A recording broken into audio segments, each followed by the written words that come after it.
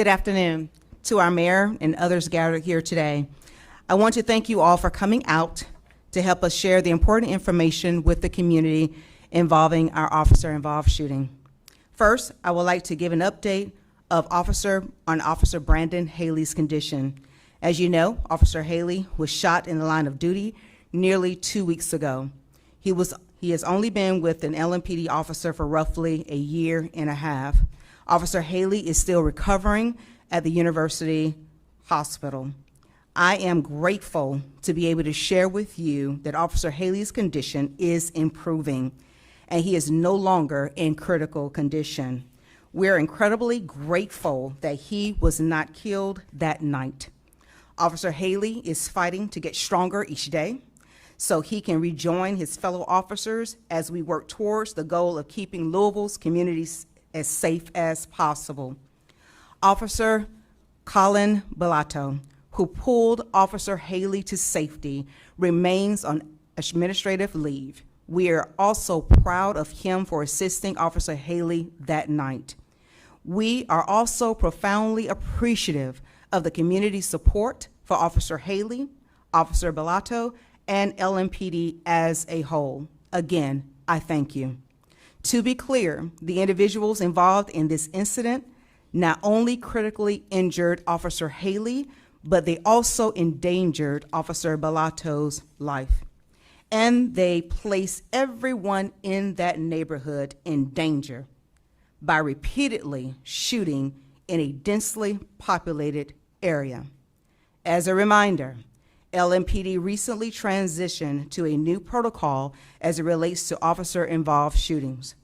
The changes were implemented to help provide greater transparency to the public, giving the community clearer guidelines on what they can expect after an officer-involved shooting, and provide a process that is consistent.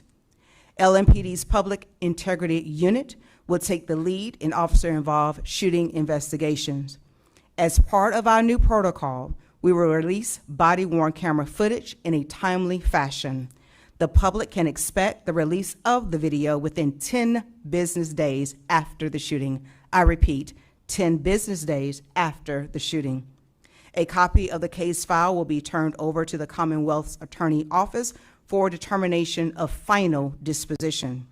A copy will be provided to the Kentucky State Police for a thorough peer review.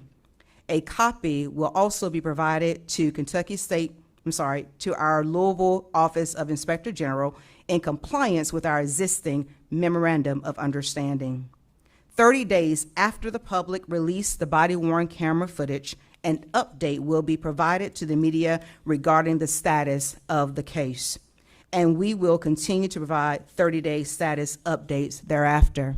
Each case is different, therefore timelines in the investigation process will vary.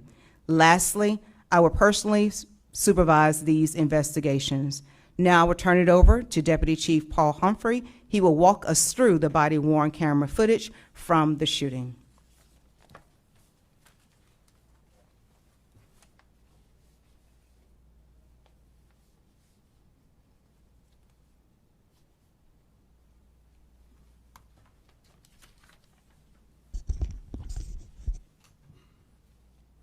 Okay.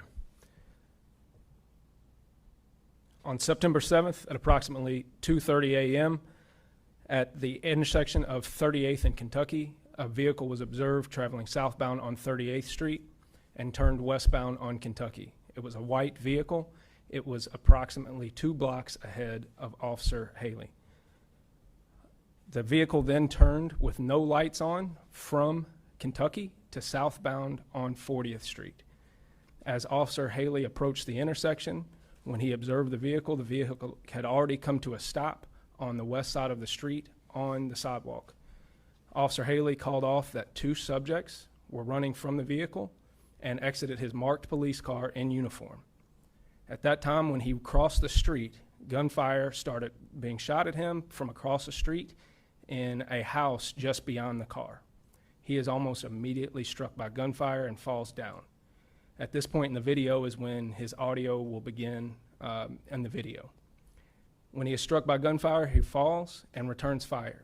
He tries to get up while still being shot at, and then he falls again. He then gets up, crosses the street, and falls in a yard across the street under a little bit of cover. As Officer Bellotto, who was several blocks behind him, approached him in the grass and tried to assess his wounds and ask him about his injuries, the subjects in the house began shooting at them again. Officer Bellotto began to drag Officer Haley to cover while attempting to assess his wounds and communicate to responding officers. As he did this, the subjects continued to shoot at them. Officer Bellotto returned fire. Officer Bellotto's shots will be the last two shots that you hear. He then drags Officer Haley again, all the way almost an entire block to safety.